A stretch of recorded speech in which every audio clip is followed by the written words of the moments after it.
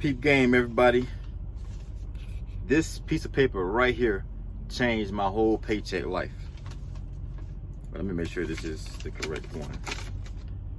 All right, yeah, Russellville to Clearfield, Utah. All right, I'm gonna let y'all check this out. All right, I guess you can see that. Anyway, I never thought this was possible, because this never crossed my mind at all, and I'm guessing it probably never crossed any other truck driver mind as well until they themselves got put in the same situation. As you know, when you get to the customer yard, you know, you send your arrival call, empty calls, loaded calls, and all that type of good stuff, right? They let the company know that, hey, you've made it there, you got unloaded, or you picked up a new load, blase, blase. And if you load and you empty, you know, you most likely got your bills back for sure, because that's the only way you're gonna get paid. And you transfer it, and it goes directly to the company. The company sees this, and you know, you get your money. I'm a lease driver here. Of course, you all know that. But just in case you're new to the channel, well, I'm a lease driver here in Navajo. I go to the Navajo app, and I noticed that this particular run is saying empty. I go and look at my pay, and I was hot. I'm sitting here like, what the hell, right? Now, the other times there was a payroll issue, because I would transfer these things in, because you got until Monday midnight. Basically, you don't really have until Monday midnight, because when it hit 12 a.m., well, it's not Monday no goddamn more, okay? Don't wait till 12. No. Transfer your stuff in before you go to sleep Monday. Matter of fact, transfer your stuff in, I don't know, well, yeah, before you go to sleep. But anyway, there were a lot of times to where I would go and I would look at that app, and it keeps saying empty. So I had to call my drive manager, let him know, say, hey, let her know. I'm like, hey, I didn't get paid for this. They didn't credit this to me. And she looks at it, you know, and I tell her what it was, and then they get a hold of payroll, and then, oh, we sorry, we just didn't. I'm like, 2 times payroll was at fault. I'm gonna tell you the real first effed up time though, okay? The real first time.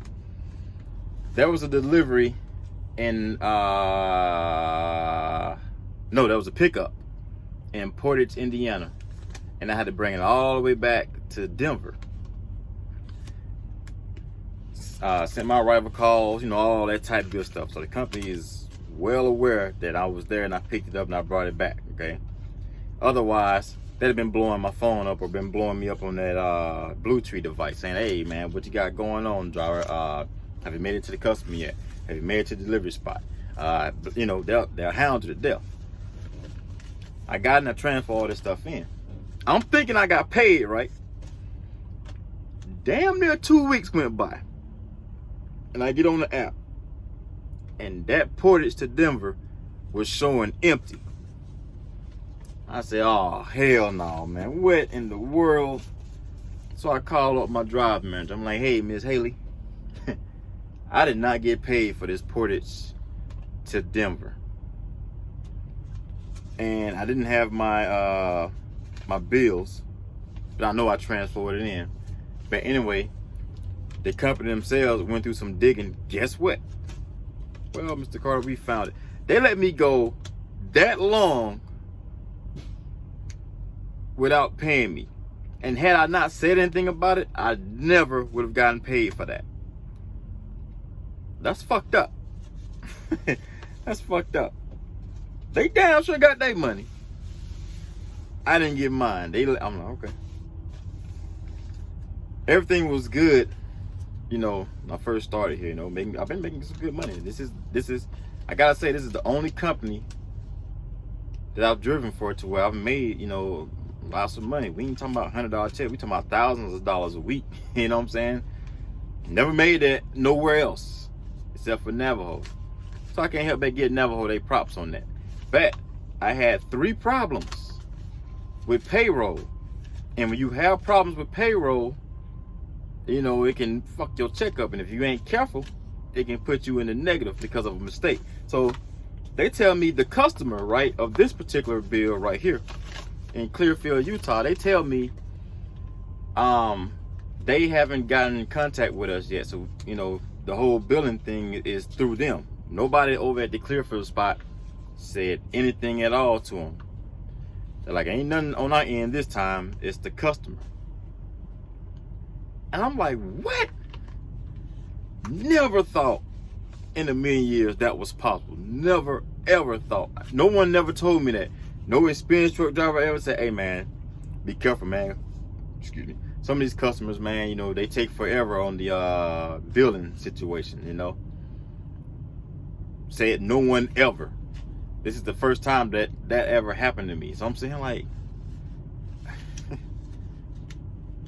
I was hot. I was like, man, I ain't gonna lie, when I was at the terminal, I was actually ready to just get out the truck right then and there. Just say, you know what?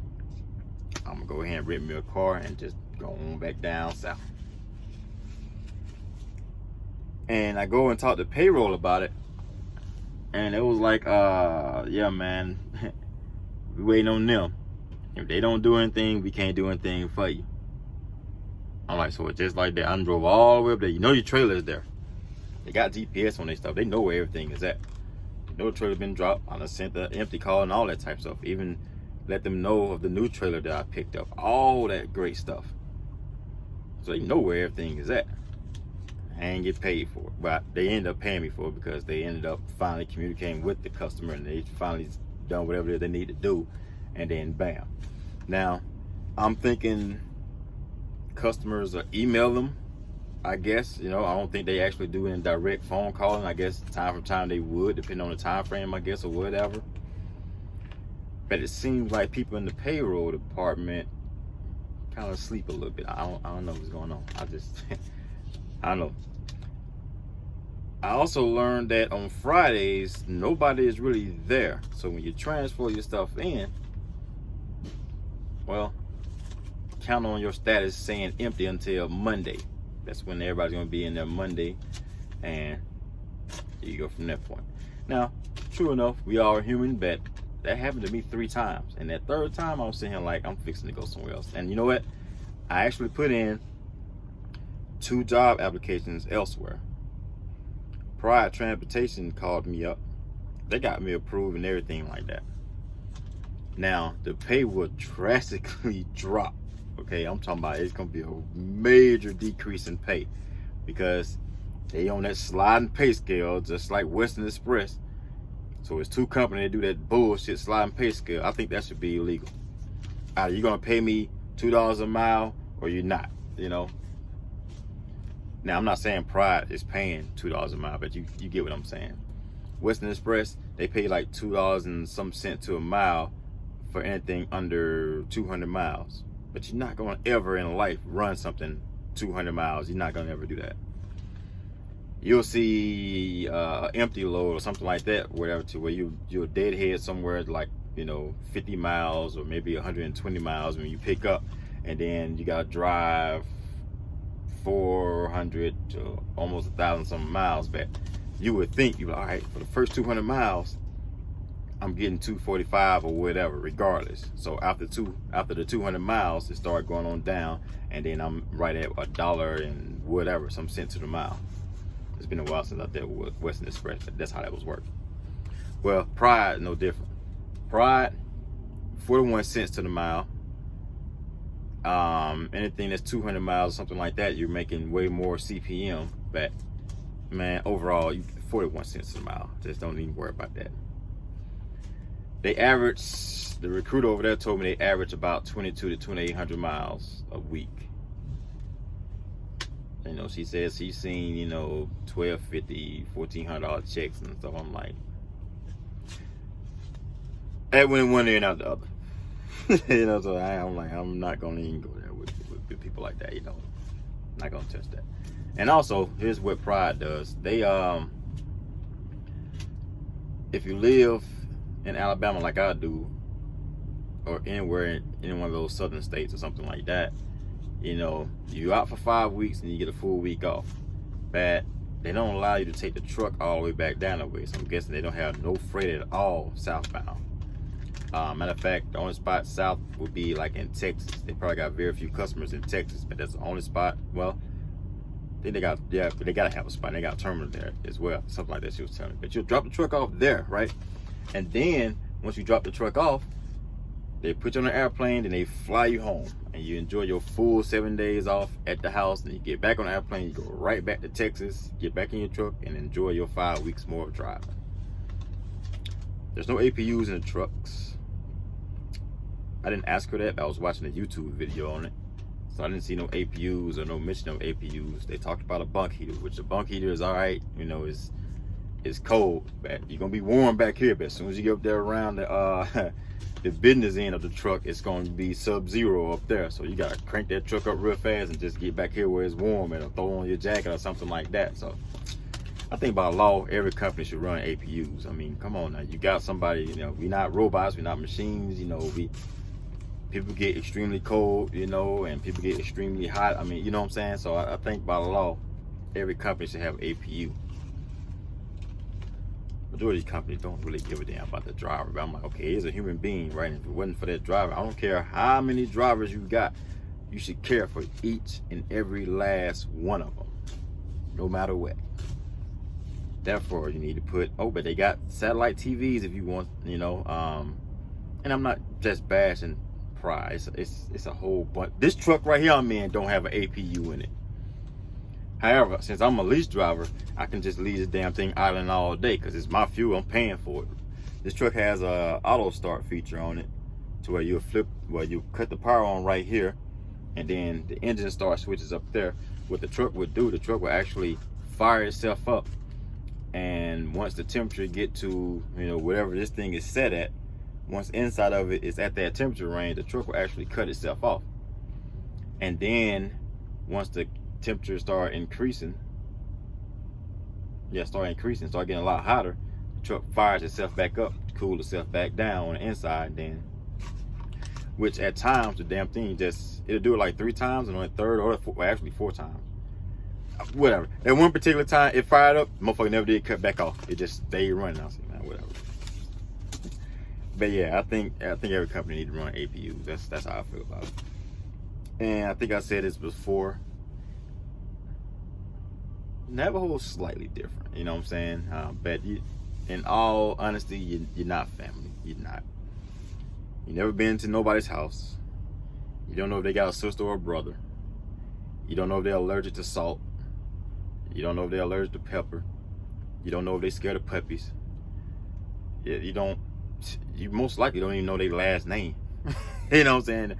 Family would know somebody, you know, so would know a good amount about that particular person. You got one goal.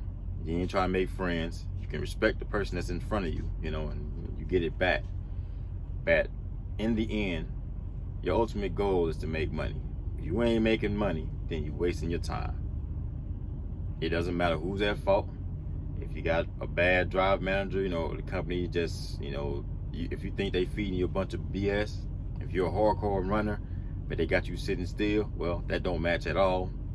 Go elsewhere. All right, everybody, that's the end of this video.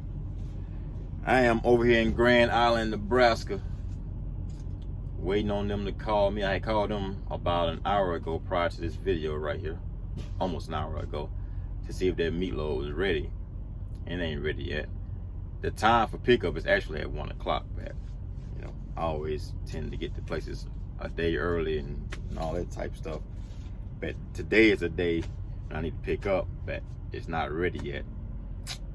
Maybe it'll be ready around 12. I may just start making my way over that way.